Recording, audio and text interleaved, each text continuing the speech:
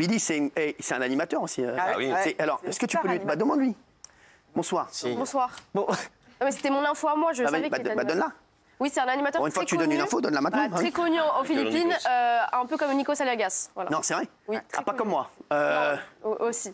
En fait, Si, pareil. avec ton énergie, en fait, avec comment on te présente depuis plus que 20 ans, maintenant, j'y réfléchis, je suis plus que toi. Non, c'est vrai. Ouais, je suis plus que toi. En fait, je suis tout le temps comme ça, il y a trop d'énergie quand je présente l'émission de télé. Ah ouais, je donc connecte avec les gens. C'est pas du tout Nico. C'est pas Nico. Je suis Cyril. Cyril, trop fort.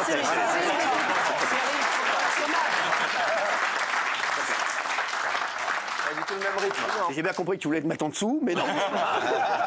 Ah non, parce qu'on n'a jamais vu. On n'a jamais vu Nico. On n'a jamais vu Nico Monter sur les pupitres. Si, bah, il a déjà fait, il peut le faire, il peut le faire.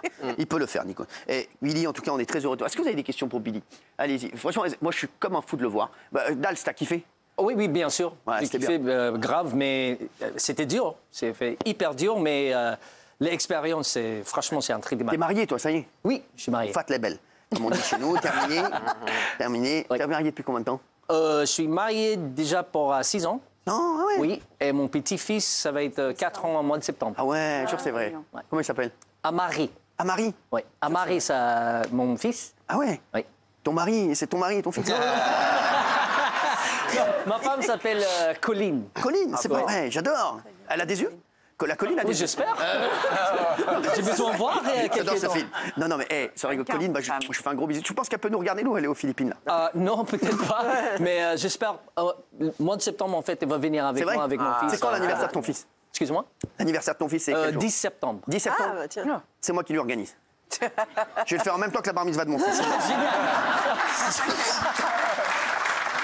vais l'éclater. Je vais l'éclater. Ok. Je vais l'éclater. Il s'appelle Marie. Amari. Amari. Amari. Amari. Amari, si tu savais tout le mal. Chaque fois qu'il rentre dans une pièce. Dès qu'il rentre dans une pièce. Amari. Et comment ça se fait que vous parlez aussi bien français? J'adore France. Ah ouais. J'adore la culture. Et en fait, j'ai resté ici depuis 2001 jusqu'à 2006, 2007. C'est pas beaucoup. Non, pas beaucoup, mais j'adore la langue. Et en fait, je parle pas du tout français à l'époque. Je comprends. Après 2 ans et demi, j'ai habité ici. Mais c'est pour ça... C'est désolé parce que c'est pas tellement... Mais non, c'est pas tellement carré. Mais moi, sur un plateau philippine, moi, tu vois. Même au bout de 6 ans. Même au bout de 6 ans, tu vas voir, ils vont te foutre dehors. Tiens, Gilles Verdez. Attends. Billy, quand vous avez fait Danse avec les stars, vu comment vous dansez dès le début, vous étiez sûr de gagner. Non. Vous saviez que vous allez gagner, mais vous ne pouvez pas avoir de concurrent, de rival. Non, pas du tout, parce qu'en fait, il y en a beaucoup de monde là-bas qui danse. Il y a Stéphane Legare, il y a Carla, le petit 17 ans, 18 ans. En fait, c'est un pro danseur. Elle a déjà pris beaucoup de cours de danse. Ouais, mais en fait, oui, il y a un avantage, en fait, parce que le plus important, en fait, dans la danse, c'est le rythme. Bien sûr. Ouais. T'as pas de rythme, c'est un peu plus compliqué. Exactement. Mais moi, déjà, il y a la base de rythme. Mais le style de danse, ça n'a rien à voir comment on danse, en fait. J'ai besoin d'oublier presque 20 ans d'informations, de vocabulaire de danse, de hip-hop, de jazz, un truc comme ça. J'ai besoin d'oublier tout ça et je recommence dans le début. Votre époux, c'est une immense star aux Philippines, mannequin, immense star. C'est qui le plus connu aux Philippines? C'est qui le plus star dans le couple? Je crois que c'est ta mère. elle. En fait, maintenant, c'est mon fils. Non, c'est vrai. C'est vrai. Quoi, c'est Amari? Ah ouais. En fait, lui, de temps en temps, quand il marche avec ma famille et tout, et moi et ma femme, de temps en temps, on reste un peu plus dehors, tu sais. Mais lui, il y a quelqu'un qui a dit « Oh, Amari, c'est le fils de Billy, c'est le fils de Colline, nanana. » Lui, c'est plus grand que nous, en fait. C'est vrai? Tu veux qu'il fasse... Mais en vrai, c'est ma femme. Ta femme, ouais, c'est... Oui, il y a beaucoup de films, beaucoup de séries. Dieu bénisse, hein? Dieu bénisse, frérot. Billy, en France, le surnom de Cyril, c'est l'animal, parce que c'est une sorte de bête sportive et tout ça. Il est très, très fort. Pour cette longévité, est-ce que vous faites beaucoup de... C'est quoi votre entraînement physique tous les jours et tout ça? De sport? Oui. Entre deux sportifs de haut niveau? En fait, je danse. Mais oui, j'ai fait un peu de sport. J'ai joué de basket, un truc comme ça. En fait, depuis 6 ans avant, j'ai arrêté de fumer cigarette et j'ai arrêté de boire de l'alcool. Tu fumais, toi? Avant, oui. Non, j'ai pas fumé toi, 5 pas toi, paquets Billy, par pas jour. toi. Combien 5 paquets par jour. 5 paquets par Non, jour. pas toi, Billy, non, pas toi. Non, pas toi, je me barre. En fait, j'ai commencé à fumer cigarette ici en France. Non. J'ai Aïe, aïe, aïe. 21 ans. Et, Toi, Billy, s'il te plaît. et je fume beaucoup en fait à l'époque. Oui, Non. Ah oui, et le temps que j'ai parti en 2005-2006, en fait, je suis presque un alcoolique. C'est pour ça que j'ai quitté tout. Ah ouais, Et j'ai rentré, C'est pas vrai. j'ai rentré aux États-Unis, pas j'ai ça. rentré à Manille. J'ai tombé C'est dingue, hein. tellement mal à ma vie. J'ai dit bon, j'ai quitté tout. J'ai quitté. Heureusement que t'es pas allé à j'ai Malibu. chanté, oui. C'est pour ça que je suis tellement addicté de cigarettes et d'alcool. C'est pour ça que Incroyable. j'ai dit On non. ne peut pas c'est imaginer fini. comme ça. Non, mais c'est ouf, ouais, Billy. Billy, c'est incroyable. Ça, c'est un vrai truc. Et je suis content que Et tu qui t'en le sois sorti, disent mon aussi, chéri. c'est incroyable. Merci, moi. Merci. Voilà. J'adore ce mec. J'adore ce mec. Voilà. C'est ouf, hein, ce qu'il dit. hein. Incroyable. Et Non, puis mais, la transparence, bravo pour la J'adore, transparence. bien sûr. C'est un papier calque, celui-là. Oui. Une question, si vous voulez bien. Oui. Il a dit que le plus important... on n'est pas au débat présidentiel. J'ai une question. Toi, tu t'es pris pour François-Henri de Virieux, non?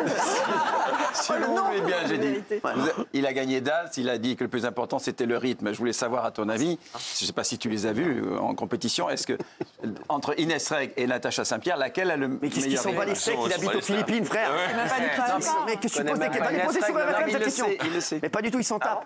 Non, ça tape En fait, je connais les deux, en fait, Ouais. les deux artistes, parce que j'ai commencé 20 ans avant ici.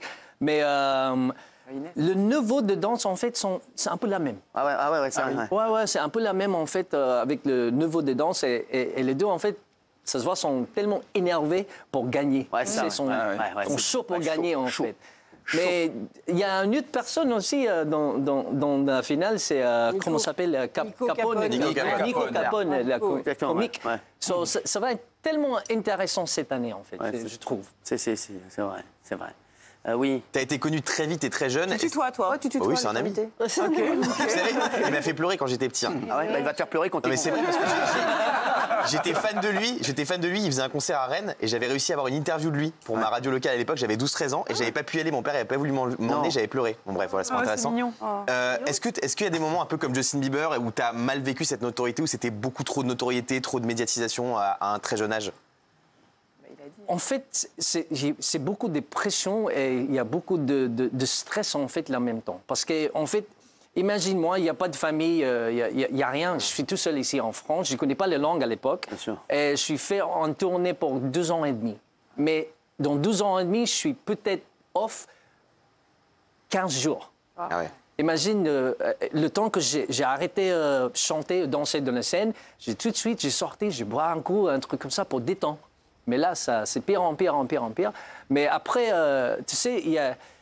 Heureusement, en fait, ma mère et mon père et tout le support à côté de moi sont toujours là et c'est jamais arrêté. C'est pour ça que j'ai recommencé ma vie, en fait. C'est tout. You start a new life. Oui, I started a new life. Yes, yes, J'ai recommencé ma vie. Yes. Aux Philippines, tu parles philippin? Tagalog, oui. Tagalo? Tagalog. Tagalog? Tagalog.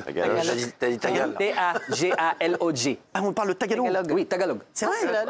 Ah, bah, ça, Tagalog, en fait, c'est un mélange de langues locales et espagnoles. un peu. Ah ouais, Tagalog. Ouais. Ouais, table, c'est la mesa. La table, quoi. C'est la même au Philippines. Vas-y, tu peux me dire quelque chose en philippin? Hello, kamusta kayong lahat? Maraming salamat sa pag-imbita sa akin dito. Cyril, à vous. Non, je J'ai dit, bonjour tout le monde. Merci pour l'invitation pour moi. C'est vrai, ici, ça me fait plaisir. Merci. C'est vrai, c'est pas mal. Vas-y, redis-moi un truc, j'aime bien. C'est quoi? C'est beau gosse ça avec les meufs. Vas-y, redis-moi un truc là. Je vais le faire ça, du Tagalo ça. Tagalog. Dis-moi un truc. Say this. Hello, kamusta kayo?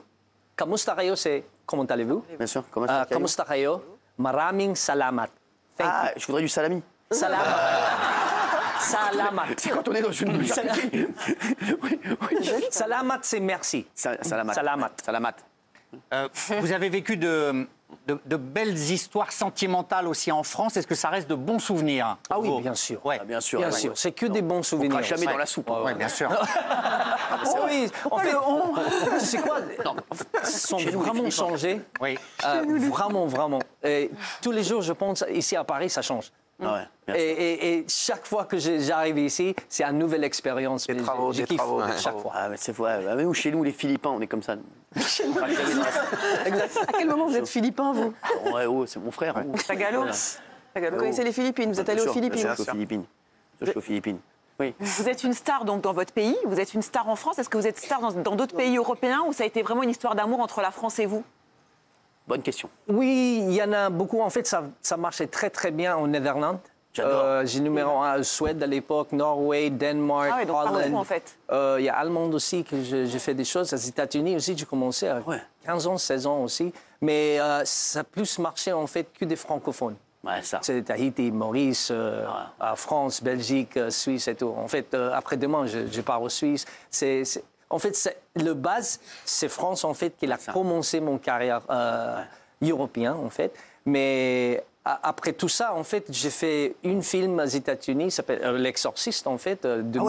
L'Exorciste? Oui. Non. Oui. Ça s'appelle Exorcist Dominion. C'est avec Stellan Skarsgård. C'est moi, en fait, le petit enfant qui est posé. Posséder le... C'est toi qui es possédé? Ouais. Non. C'est un truc de ouf. Ah, mais bah, nous, on a récupéré...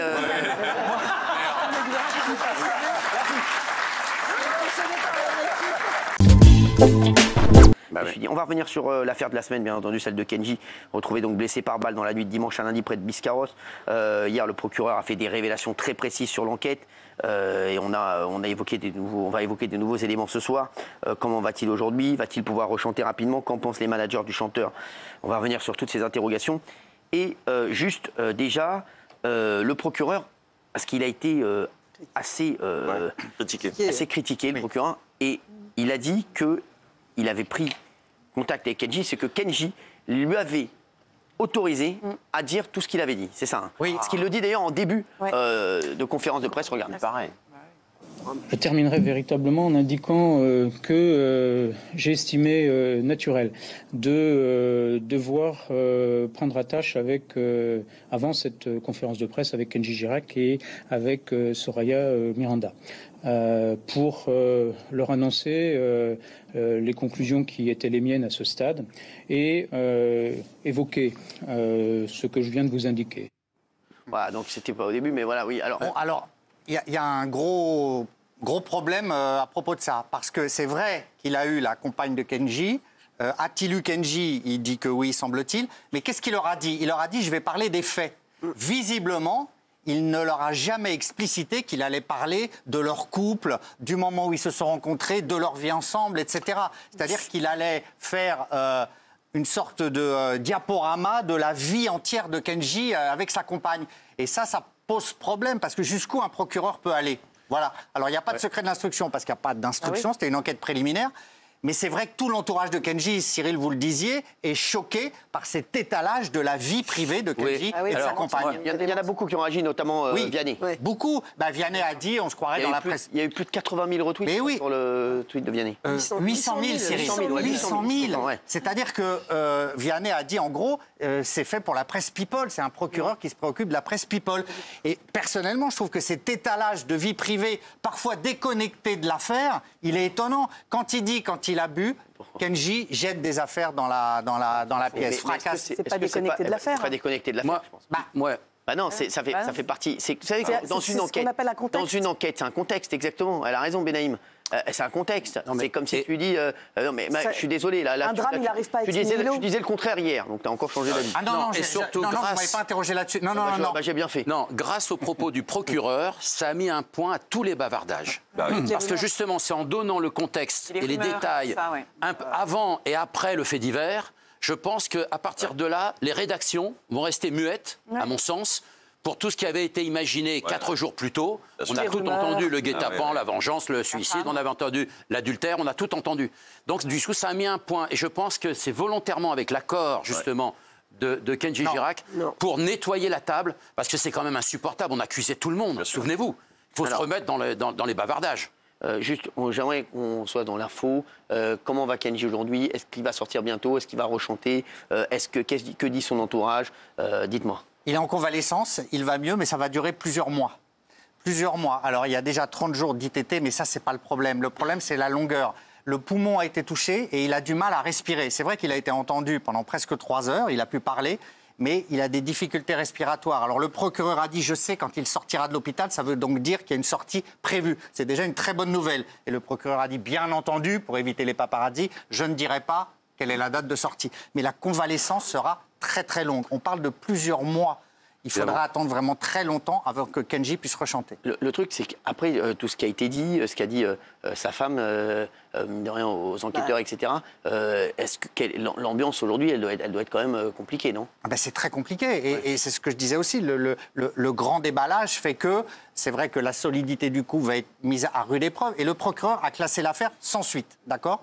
C'est-à-dire que Kenji ne sera même pas, semble-t-il, poursuivi pour usage de stupéfiants, cocaïne, ni même, semble-t-il également, par rapport à l'arme. Voilà. Il ne sera pas poursuivi. C'est classé sans suite. Mais il se pose quand même beaucoup de questions. Il buvait de l'alcool, il prenait de la cocaïne. Il faudra un protocole de soins. Non, mais ça, c'est positif ce que je dis. Il faudra un protocole de soins, une désintoxication pour qu'il puisse aller mieux. Donc maintenant, il faut qu'il reconstruise aussi son couple. Donc la fin de l'histoire. Oui, fin de l'histoire judiciaire. Il n'y aura pas de poursuite. La tentative de suicide, alors tentative de suicide simulée ou non, n'est pas répréhensible en France. Dans certains pays, ça l'est, pas en France. Donc voilà, il a voulu se faire du mal à lui-même. Il ne sera pas poursuivi pour ça. Malgré tout, on peut quand même avoir une pensée pour sa femme, parce que c'est traumatisant de voir un type qui vous dit un chantage, parce qu'il a fait un chantage. Je vais me tuer si tu me quittes. Donc c'est une violence aussi pour sa femme. Et moi, je pense aussi à sa petite fille qui a peut-être assisté à son papa qui a essayé de se tuer ou faire semblant de se tuer. On ne sait pas vraiment. Mais il faut aussi avoir cette pensée-là. Et c'est vrai, moi, que Kenji, c'est un garçon extrêmement charmant, mais ça reste quand même quelque chose, moi, je trouve. On ne parle pas assez de cette femme qui a vécu quelque chose. Je voulais en parler, moi, de cette femme, parce que chantage. Même après tout ce qu'elle a dit sur la communauté gitane, comment ça va se passer derrière? Parce qu'il y a beaucoup de gens aussi, et c'est ce que me disait un pote, un animateur très connu que vous connaissez tous, qui m'a écrit hier, qui m'a dit, moi maintenant je suis très inquiet pour sa femme, parce que voilà, comment ça va se passer derrière pour le couple, et comment ça va se passer, comment elle va être acceptée à nouveau, parce que c'est vrai que là, après tout ce qui a été dit, ça peut être compliqué. Oui, d'autant qu'elle a énormément parlé au procureur. C'est ça. Et elle a confié les difficultés du couple. C'est-à-dire qu'ils se rencontrent en 2014, ils vivent ensemble en 2020, c'est pas évident, elle est mal acceptée, donc c'est très difficile pour elle. C'est aussi pour ça, encore une fois Cyril, moi j'étais pas d'accord, mais c'est aussi pour ça que le procureur s'est étendu en long et en large. C'est pour expliquer qu'elle n'y était pour rien. Voilà. Et dans les propos du procureur, il y a aussi une volonté de réconciliation générale. Après, ça va être difficile pour elle parce qu'elle n'était pas acceptée.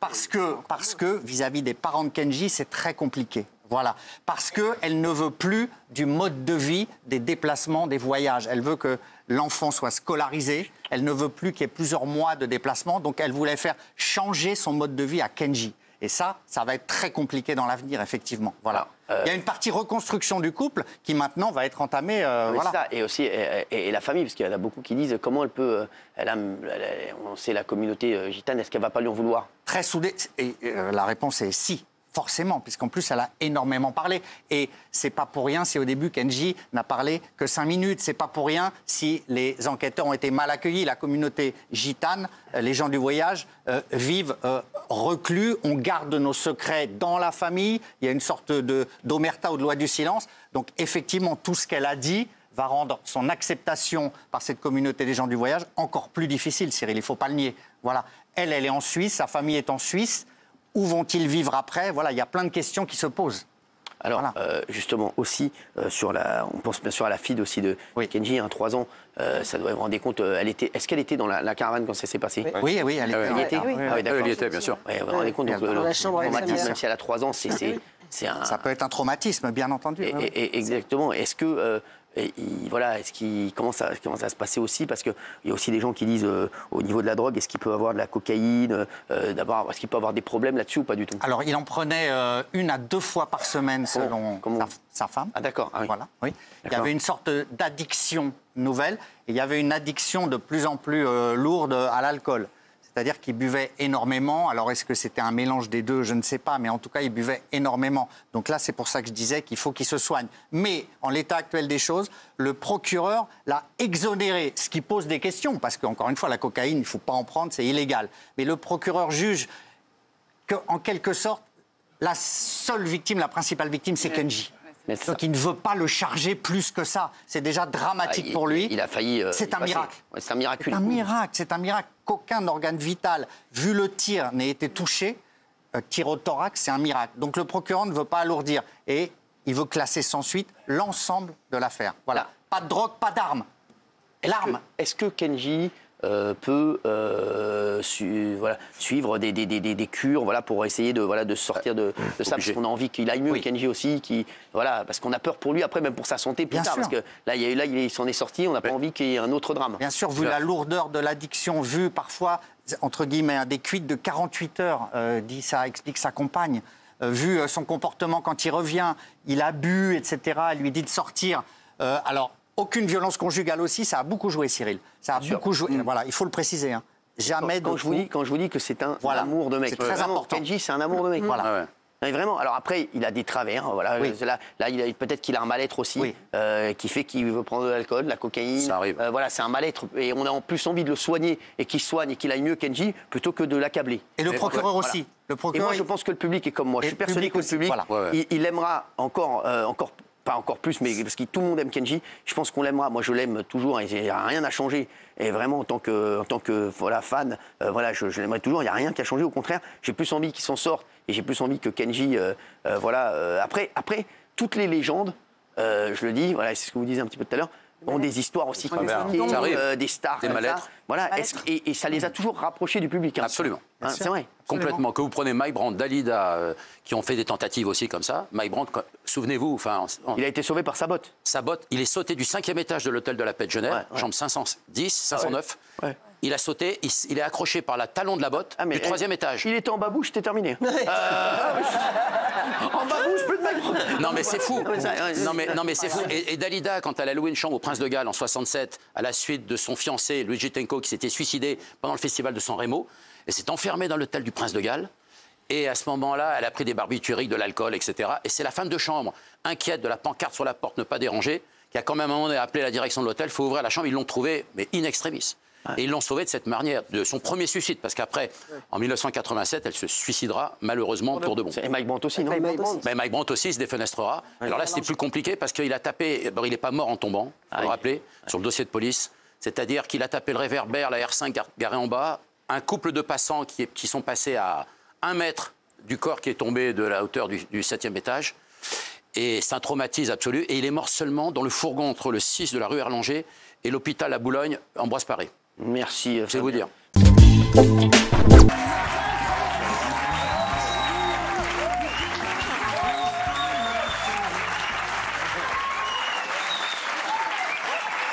Natacha.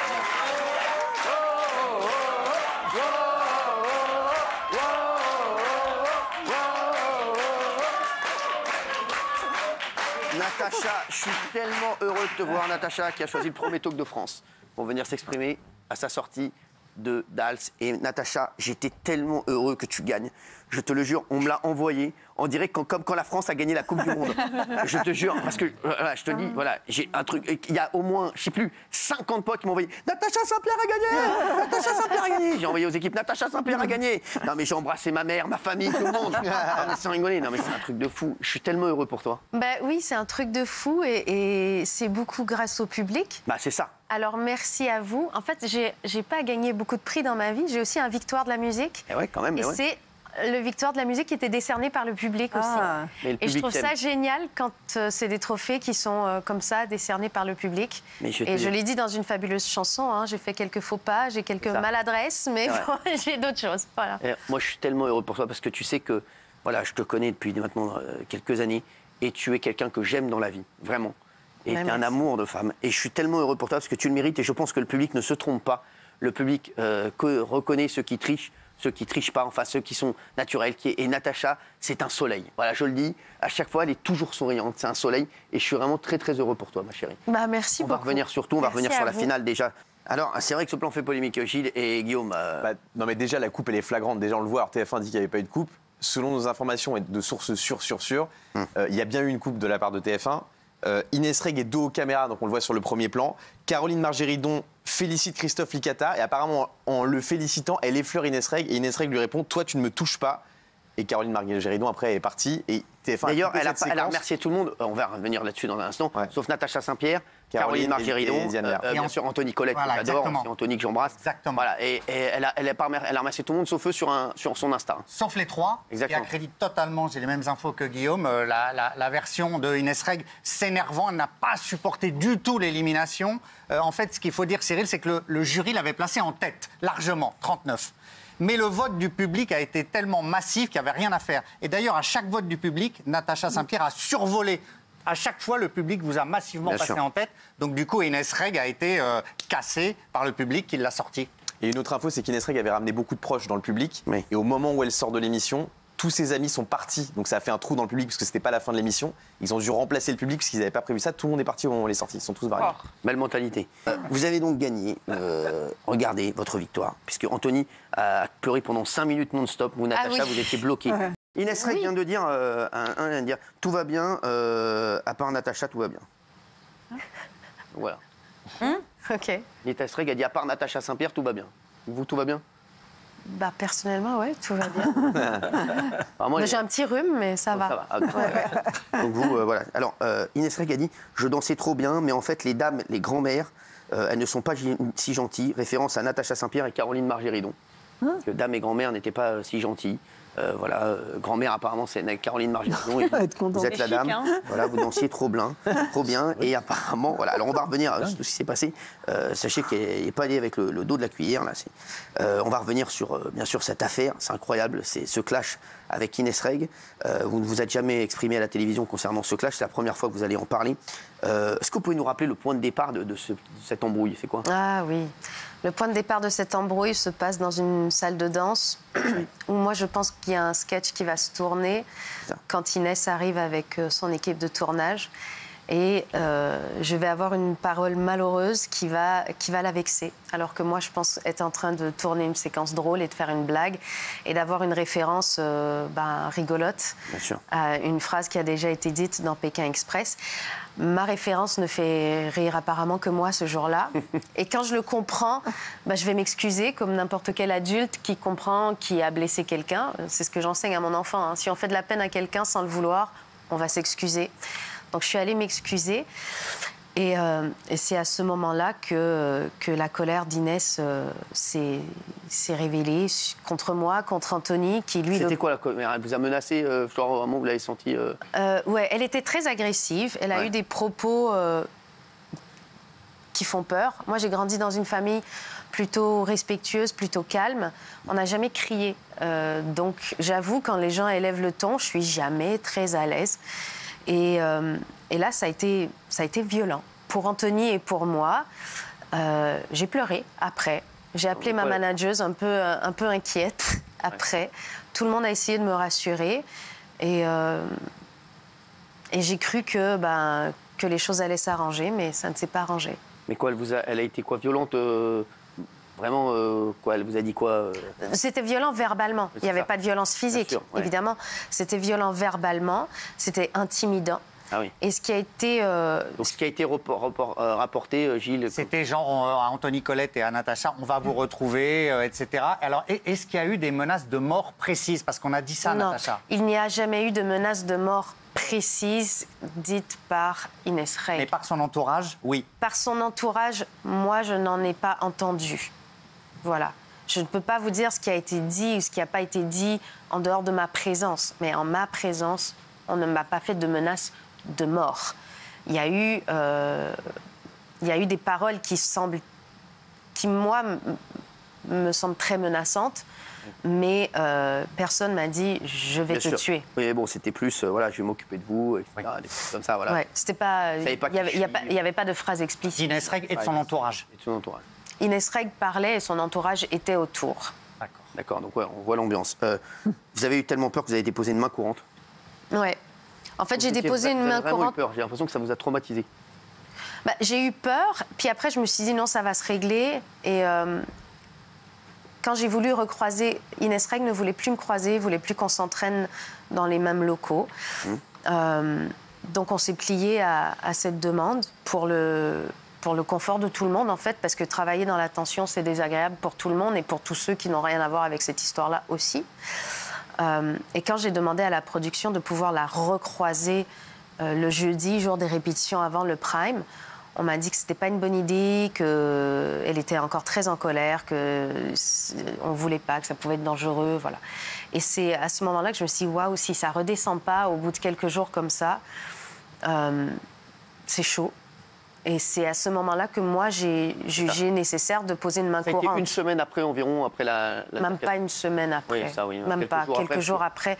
Et il faut savoir qu'on vit dans un pays où on a la chance, justement, d'avoir une justice où on peut aller dire, écoutez, je me sens en danger, mais juste au cas où il se passe quelque chose, voilà une main courante, mais n'inquiétez pas la personne, parce que s'il ne se passe rien, ben, il ne se passe rien. Anthony a également déposé une main courante. Ouais. De son côté. Lui aussi, vous en avez parlé ensemble, vous étiez choqués de ce qui s'était passé?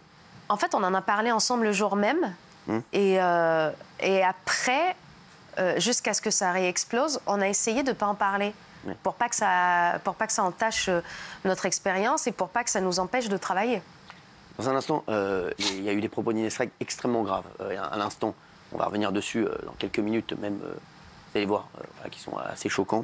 On va en parler dans un instant, bien entendu. Pour le moment, donc là, c'est vrai qu'elle vous a demandé de faire un démenti? Elle m'a demandé de dire que je n'avais pas fait de main courante. Je ne peux pas dire ça puisque j'ai fait une main courante. Non, elle me l'a demandé en personne. Ah oui. Et la police, c'est pas un jeu. Je peux pas dire que j'ai pas fait un truc quand je l'ai fait. Je l'ai fait. Voilà. Donc elle vient vous voir ou c'était dans les loges?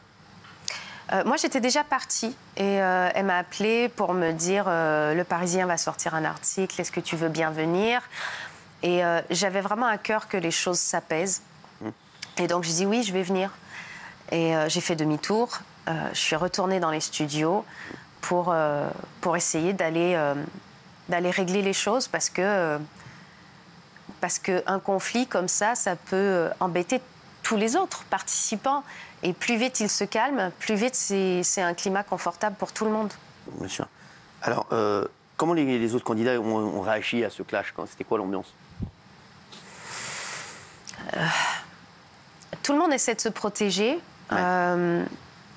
Je me suis sentie soutenue et comprise. Et après, tous les danseurs pros sont des gens extrêmement professionnels qui ont réussi à être présents pour Anthony Colette et en même temps neutres quand on était dans des lieux et des situations de travail pour que tout le monde puisse se sentir à l'aise. Vous avez été sanctionné par la prod ou par TF1? Alors, TF1 ne savait plus comment faire. J'ai proposé de ne pas venir répéter pendant un jour parce que je me suis dit, si je suis, entre guillemets, punie, peut-être qu'elle ira mieux. Ce jour ne semblait pas suffisant, donc on m'a proposé de m'arrêter 3 jours. Il faut savoir que je ne suis pas un employé de TF1. Donc ils ne peuvent pas me faire une mise à pied disciplinaire. Je ne suis pas leur employé. Par contre, je peux accepter de mon plein gré de collaborer avec eux et de m'arrêter pendant 3 jours pour faire en sorte que les choses s'apaisent et qu'elles se sentent bien. Et c'est ce que j'ai fait. Vous êtes senti plus sanctionné par la prod que Inès Reg? Non, en fait, je pense que toute cette équipe a fait tout ce qu'ils ont pu dans une situation compliquée.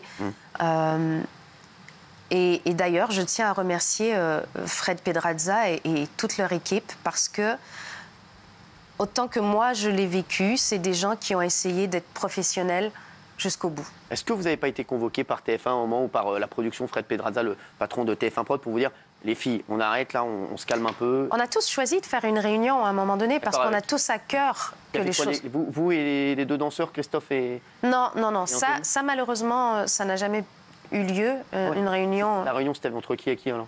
Il y a eu une réunion avec des gens de chez TF1, Inès, son équipe, et moi et mon équipe. Le but était, après la prise de parole d'Inès, de dire peut-être on arrête d'en parler. Peut-être on laisse l'émission exister sans parler de tout ça. D'accord. Juste, est-ce que sur ce qu'ils vous ont demandé de jouer le jeu sur les primes et d'arrêter de vous concentrer, de mettre un peu une ambiance fake sur les primes, comme quoi tout le monde s'entendait bien ou pas du tout? Alors, il y a eu un prime où on a essayé, vraiment sincèrement, en tout cas moi de ma part c'était sincère, où j'ai vraiment essayé de tenter une réconciliation. Et quelques jours après, dans la nuit, sortaient de nombreuses stories qui m'ont extrêmement profondément blessée. Alors justement, ces stories, il y a eu cette story où elle dit que tout se retournait contre elle à cause de ses origines, que vous aviez eu peur que son équipe, parce que son équipe était composée de Noirs et d'Arabes. Ça a dû vous toucher. Oui, parce que le racisme, c'est quelque chose de réel. Bien sûr. Et c'est quelque chose de grave. Et je ne pense pas qu'on puisse instrumentaliser le racisme. Et j'ai conscience que je ne subis pas le racisme. Et quand on a cette chance-là, il faut qu'on travaille sur soi, il faut qu'on travaille sur la société pour faire en sorte que le monde évolue. Et se faire accuser à tort et de manière mensongèrement de racisme, de manière suggérée ou de manière définie, c'est dangereux. En France, on l'a vu, ce sont des accusations qui peuvent avoir de très très lourdes conséquences.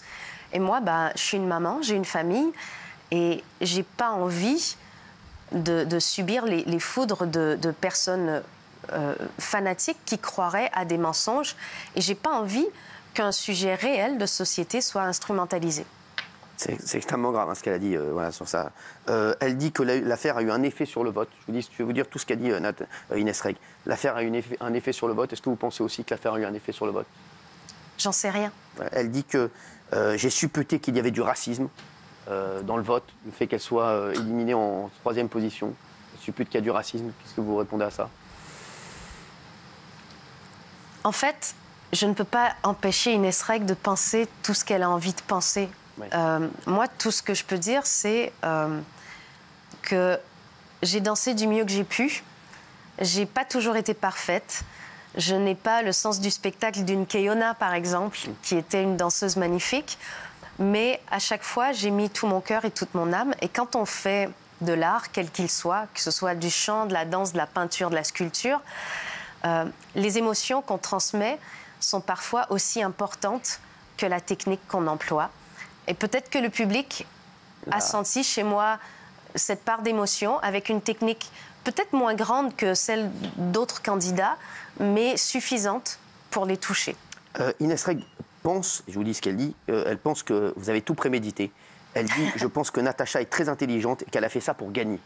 Vous avez tout prémédité, que voilà, vous aviez prévu votre coup, et que vous avez fait tout ça pour faire monter en épingle cette affaire et que vous pensiez que ça vous pouviez vous faire gagner. Ça, c'est fou de dire ça quand même. En fait, c'est imaginer que je puisse deviner ses réactions, ce qui est fort peu probable en fait. Pour moi, à partir du moment où je me suis excusée, elle me dit, à la limite, le pire qu'on peut me dire, c'est j'ai pas envie de te parler. À partir de maintenant, chacun son travail et on s'adresse plus la parole, mais ça s'arrête là. Pour moi, jamais les choses auraient pu aller plus loin que ça. Là, il y a eu des insultes incroyables. En fait, je pense que elle peut ne pas avoir compris mon humour, qui n'était pas formidable. Elle a le droit d'être vexée, mais en fait, on ne peut pas, parce qu'on est en colère, insulter de telle manière et être menaçant de cette façon-là. Ça, c'est pas correct. C'est pas correct. Alors, elle dit aussi, Natacha a appelé C8 et du coup, pendant 2 semaines, je me suis fait insulter. C'est bien de dire. Non, mais c'est incroyable. Oui, non, mais je vous dis, là, on a des trucs. C'est incroyable. Elle a appelé C8. Donc, Natacha Saint-Pierre, elle a le numéro de l'accueil. Oui, C8. C'est Natacha Saint-Pierre. Les mecs. C'est quoi ça? Comment on peut... Natacha, est-ce que vous pouvez répondre à ça? Parce que même nous, ça nous met dedans, c'est n'importe quoi. Alors, Cyril, je ne vous ai jamais... Je n'ai pas votre numéro de téléphone. Je sais. Ouais. Voilà. Donc, je ne vous ai pas appelé. Non, mais c'est un truc de fou, franchement. Elle dit, Natacha a appelé C8 et derrière, je me suis fait insulter. C'est fou. Donc, elle dit que tout était prémédité, que vous avez tout fait pour la mettre dans cette situation et qu'en fait, vous lui avez tendu un piège et que voilà, c'est tout ça... c'est le grand complot, quoi. C'est le grand complot. Instrumentalisé. C'est très machiavélique. Elle a perdu parce que... voilà, elle a perdu parce qu'elle suppute qu'il y a eu du racisme dans le vote et que c'est pour ça que vous avez gagné. Mais elle dit, elle dit qu'en fait, elle est bien meilleure danseuse que vous. Je dansais trop bien, mais les grands-mères et les dames, elles ne sont pas si gentilles. Donc, Natacha Saint-Pierre et Caroline Margéridon, elles dansent moins bien que moi, mais c'est pas des gentils. C'est fou de dire ça. C'est triste, en fait. Oui, c'est ça. Des bonnes perdantes, en tout cas. Oui. Voilà. Mais c'est fou, ça. Bah, en fait, je pense que tout le monde a son libre arbitre et que vous, Cyril, et tous les chroniqueurs ici, vous avez votre libre arbitre, vous pouvez parler de qui vous voulez et avoir l'opinion que vous voulez. Je ne peux pas vous influencer, je n'ai pas ce pouvoir. Je n'ai pas non plus le pouvoir d'influencer les gens à la maison. J'ai juste le pouvoir d'être qui je suis. Et d'ailleurs, pendant cette émission Danse avec les stars, j'ai été plutôt... j'ai laissé voir ma vulnérabilité parce que j'étais totalement en dehors de ma zone de contrôle et de confort, en fait.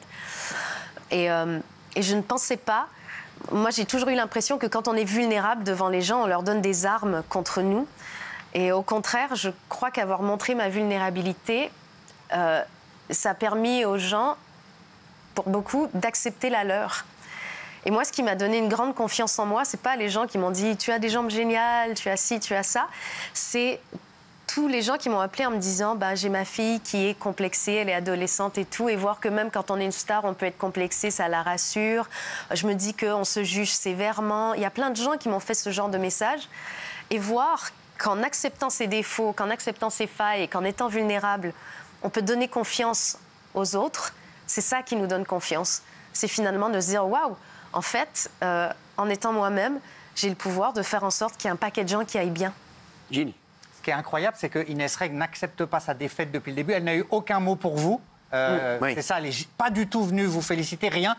On m'a dit qu'elle était partie dans son coin et qu'elle avait dit « je ne veux plus la voir ». Est-ce que vous avez ressenti ça? Alors, je ne l'ai pas entendu dire « je ne veux plus la voir ». Je ne sais pas si elle l'a dit ou pas. Elle n'est pas venue me féliciter, mais je ne m'attendais pas à ce qu'elle le fasse. Et elle a le droit de ne pas le faire. Je pense que la seule chose intelligente à faire aujourd'hui, c'est de se respecter en tant qu'humain. Parce qu'au-delà d'une émission de danse, on reste deux êtres humains. Et chacun a des failles, chacun a des faiblesses, chacun a des forces, chacun a des grandeurs. Et ce serait dommage de se résumer à ça. Natacha, la prod, ils vous ont pas dit à un moment on va faire une danse toutes les deux comme ça? Non. Et moi j'aurais été producteur. Non, ils nous ont jamais dit ça. Bah, ils font quoi? Vous l'auriez fait ou pas?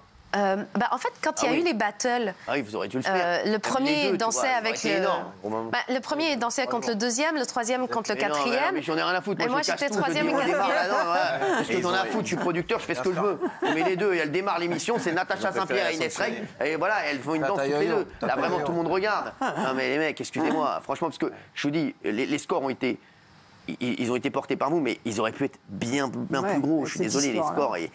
Voilà, vous ne le dites pas parce que vous êtes élégante avec la prod, mais vous avez été quand même victime d'une très grande injustice. Quand ils vous demandent de vous entraîner dehors alors que vous avez été victime de menaces de mort, c'est injuste. Est-ce que sincèrement, à un moment, vous avez pensé à partir de l'émission? Il y a un moment où j'ai pensé à partir de l'émission, mais c'est au moment où je devais faire un cha-cha.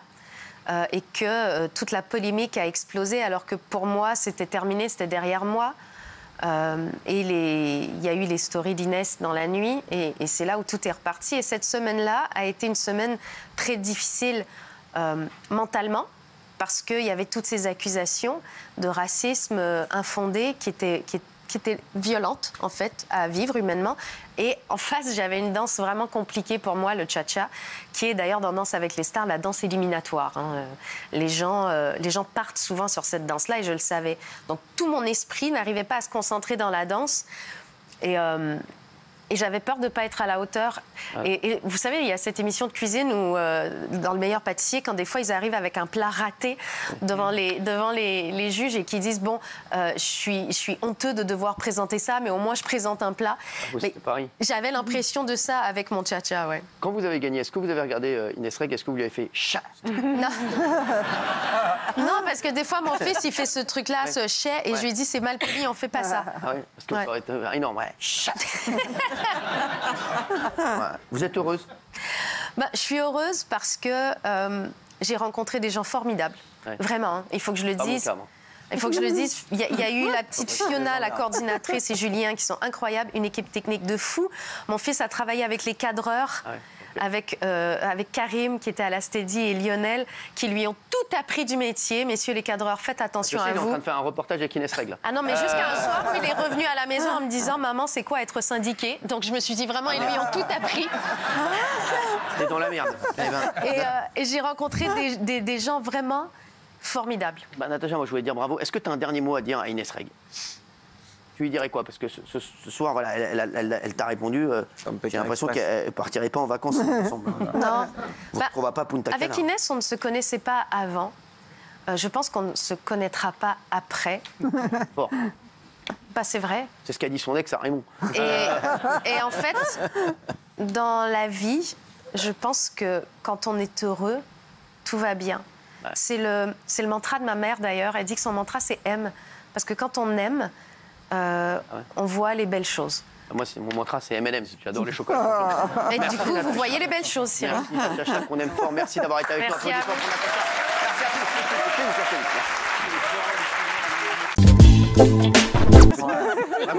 vous. Et toi, tout petit. Sur France 2, Léa Salamé recevait l'humoriste Artus.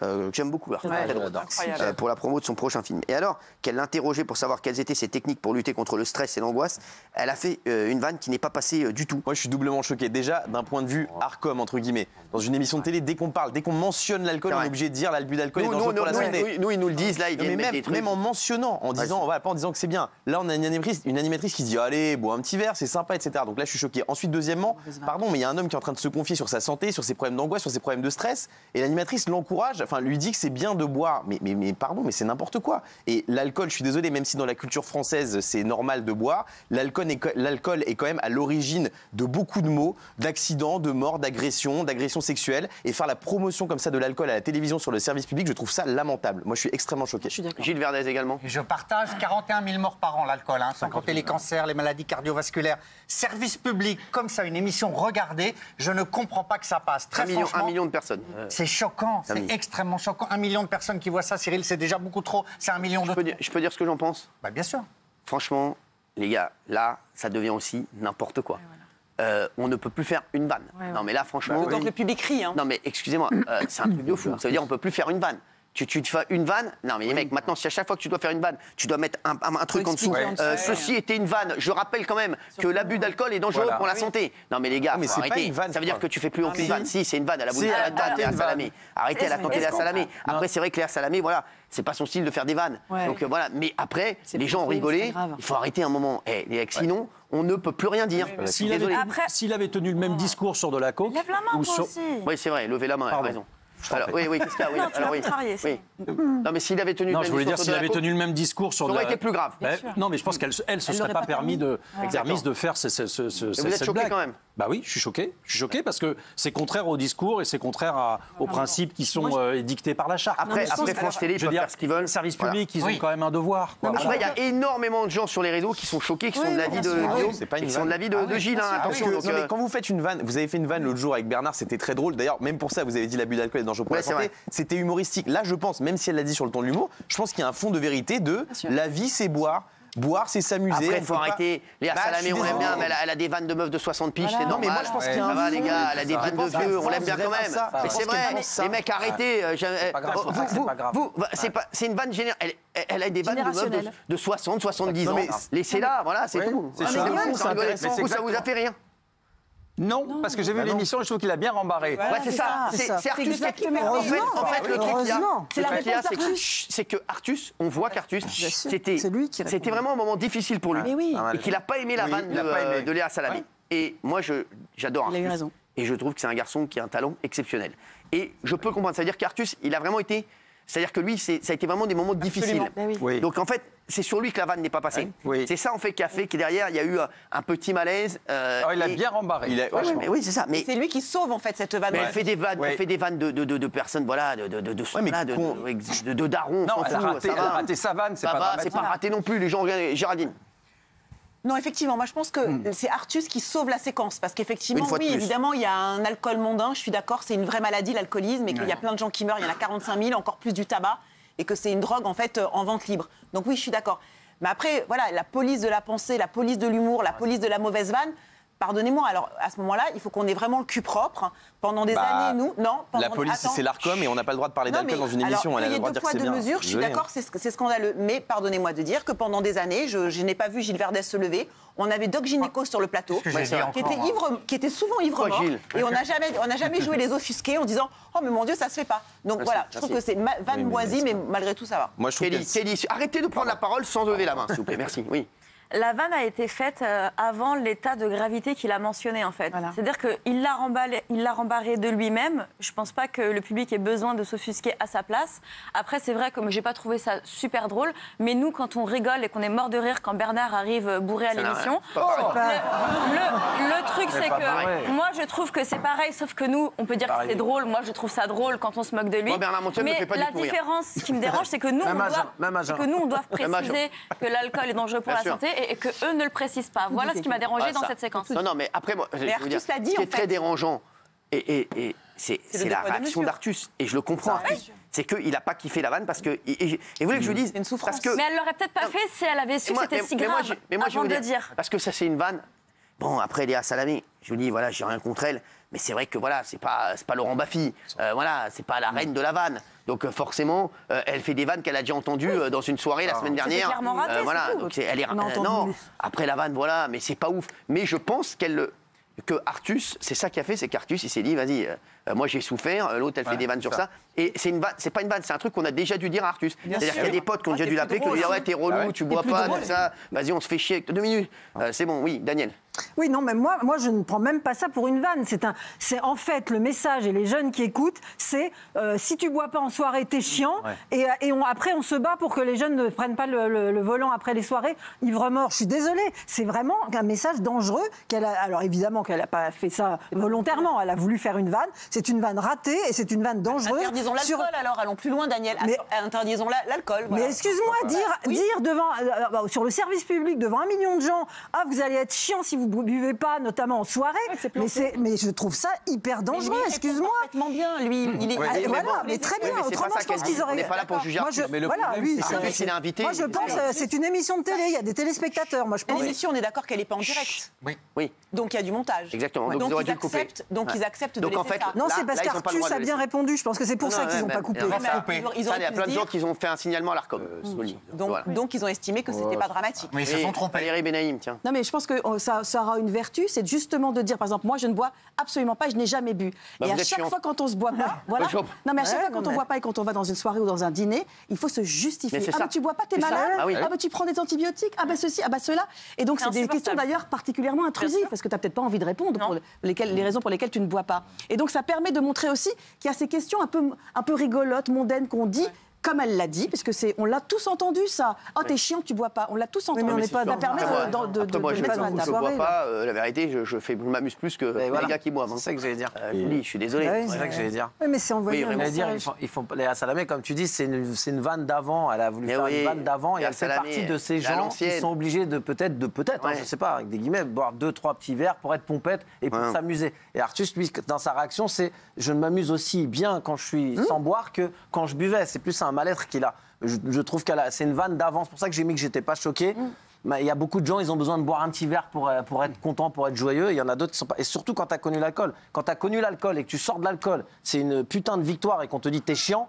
C'est pour ça que tu es un peu irrité. Comment ça, je suis chiant ? Quand t'arrêtes la clope, on te dit bravo. Quand t'arrêtes l'alcool, on te dit pourquoi. Voilà. C'est plus ça. Bien chiant. Quand t'arrêtes Montiel, on te dit t'as bien fait. C'est aussi simple que ça. Oui, Gilles, vous vouliez rajouter quelque chose, mon cher ? Non, mais moi, je suis très étonné de tous les noms. Moi, je suis hyper premier degré. Je rejoins Daniel pour une fois. C'est pas une vanne. C'est ultra choquant, quoi. C'est faire une publicité. C'est l'apologie de l'alcool. Allons-y, buvez. Sinon, vous vous rendez compte. On est super content. Mais c'est grave. On est super content quand il a une liberté le soir à faire des trucs, pas sur l'alcool, mais on fait aussi des trucs. Nous aussi, on est border. Il fait des vannes. Il doit pas s'excuser toutes les 2 minutes. Il va pas s'expliquer toutes les 2 minutes. On est super content. C'est l'ADN de cette émission-là, de faire des dingueries. Il monte sur la table. Je pense pas qu'on envoie des messages comme ça. Si tu prends le, ça n'a rien à voir. Mais on fait pas l'apologie de l'alcool. Non, eux le font. Mais c'est des vannes. Si maintenant. Tu lui dis à chaque fois, on est mort, les mecs. Moi, je n'aime pas. On peut critiquer les émissions, dire qu'on aime un tel ou un tel. Mais moi, chauffer les autres, les gars, pour qu'il fasse un signalement à l'Arcom pour une autre émission, sur une autre émission. Ça, je déteste ça. Je déteste ça. Voilà, je vous le dis. Parce que là, si l'Arcom leur met une amende pour ça, franchement, les gars, c'est n'importe quoi. Excusez-moi. Mais je pense pas parce que Artus a désamorcé. Non, mais on s'en fout, même qu'ils avaient désamorcé ou pas, arrêtez. Sinon, on arrête de faire de la télé et puis on va tous sur YouTube. Je suis désolé. Il désamorce pas les mecs. Non, mais en tout cas, Artus, justement, il montre que c'est très grave ce qu'il est en train de faire. Il ne croit pas qu'Artus, il désamorce. Ça le fait chier ce qu'il a fait. Voilà, donc je vous le dis. Donc, il désamorce pas, mais il faut laisser à un moment donné. Après, nous, la même chose ici, on est sanctionné, c'est ça. C'est le seul truc. Donc, ne sanctionnez personne, arrêtez de sanctionner et dire n'importe quoi. Vous imaginez le problème, c'est qu'il y a des gens qui, face à ce genre de pression, se sentent forcés de boire. C'est-à-dire qu'il y a des gens qui ont la force de caractère de le dire, mais il y a des gens qui, à cause de ça, se disent ah bah allez, je vais faire comme les autres, je vais boire. Je trouve que dans le cadre d'un débat, parce que c'est pas que le fait de parler d'alcool, c'est dans le cadre d'un débat, on parle des dérives de l'alcool, de l'alcoolisme, du stress, de l'anxiété que ça provoque, faire une vanne là-dessus et dire oh, tu bois pas, t'es chiant, je trouve ça extrêmement déplacé. Moi, je suis désolé. Voilà. Exactement. Merci. Alors, on va voir ce qu'en pensent les téléspectateurs. Tiens. Oui, choqué à 65% quand même. Quand même. Quand même. Voilà, donc c'est plutôt choqué. Voilà, donc je vous dis, c'est le oui qui l'emporte autour de la table. David Hallyday, vous avez vu, il se dit prêt à accueillir ses sœurs. Patrice Laffont, qui a parti samedi 27 avril à cette émission formidable, Télé, ton univers impitoyable, que j'adore parce qu'on apprend plein de choses. Franchement, on adore. Je ne sais pas qui est le producteur, mais moi je la regarde avec grand plaisir. Il y aura une saison 2 ou pas? Non. Non, attends. C'est pas mal, hein. Quoi? Ça fait parler, ça fait le buzz. Non, vous voulez vendre une saison 2? Ouais. Vous êtes d'accord? Ah, moi, j'ai pas mon mot à dire. Si. Non, pas du tout. Allez, fais une passe. Allez, pas moi. Allez. Je suis pas le président. Il y a eu pas mal d'extraits qui ont été repris dans l'émission. C'est au moins le deuxième, là. Ah oui, bah c'est pas grave. T'as qu'à faire que des extraits, ça marchera mieux. Ah bah, il s'est réveillé. J'y ai pas rêvé. Non mais franchement c'est pas mal. Moi j'adore. Moi j'adore. Il y a un vrai ramdam autour de l'émission. Je regarde tous les samedis soirs. Il y a un ramdam de fou. Télé ton univers impitoyable. Il dit aujourd'hui regretter d'avoir dépensé tout son argent et n'avoir rien mis de côté. Il dit regardez ce qu'il dit, c'est un truc de fou. Patrice Laffont, grand animateur. Je suis toujours en rapport à l'argent bizarre, c'est-à-dire que je suis nul, que je gère mal, à mon âge très avancé, j'ai rien, j'ai pas une maison, j'ai pas un appartement, j'ai pas... La seule chose que j'ai en fonds propres, limite, c'est ma voiture, et encore les vieilles. J'ai gagné ma vie très correctement, et je ne m'en plains pas. Mais comme j'ai été une cigale, bah voilà. Alors c'est vrai, les gars, c'est pas mon tiel, hein. Ah, ça y est, il le dit. Mais en fait, c'est vrai parce qu'il habite pas très loin de chez moi et il le dit très ouvertement et très simplement et il ne se plaint pas. S'il habite pas loin de chez toi, c'est qu'il a quand même de l'oseille. Qu'est-ce que ça veut dire? Il n'a pas rendu service. On m'attaque de toutes parts. Il n'a pas rendu service. S'il habite à côté de chez toi, c'est qu'il a quand même beaucoup d'argent. Il habite à côté de chez moi, oui. À Paris ou à Saint-Trope? À Paris. Il est pas mal. Non, pas à New York. Non, Saint-Trope. Oh là là, non, mais c'est un type vraiment adorable. J'aime bien. Patrice Laffont, très gentil aussi, Axel, très sympa. Puis il reste beau, hein. Axel. Ouais, Axel, gentil, bah oui, sa fille. Non, mais lui est très sympathique. Mais c'est vrai que ça peut surprendre les gens quand il dit ça et quand il parle de salaire, de retraite et tout ça, parce qu'en fait, il a été producteur des chiffres et des lettres aussi. Donc ça a marché très longtemps. Donc on se dit comment ça se fait? Quand vous parlez, oui. J'ai pas envie de vous écouter. Mais je vois. Je vois. C'est très bien. Je vais être très calme. Je sais pas si vous êtes d'accord avec moi. Guy, bande de faux culs. Guy. Mais jamais une info. Jamais d'intensité dans la voix. En fait, tous les mots qui sortent, ça va rien. Oui, c'est un robinet d'eau. Non, ce sont des banalités. Ça, tu ne dis que des banalités. Ouais, j'adore dire que des banalités. Sur ça. Ouais. Tu vas voir. Et alors? Par contre, lis bien le courrier que tu vas... Il y aura de l'intensité. Alors, sur Montiel ou sur Patrice Laffont? Les deux. Qu'est-ce qu'on veut les deux? Non, mais lui, c'est... Vous êtes une honte médiatique.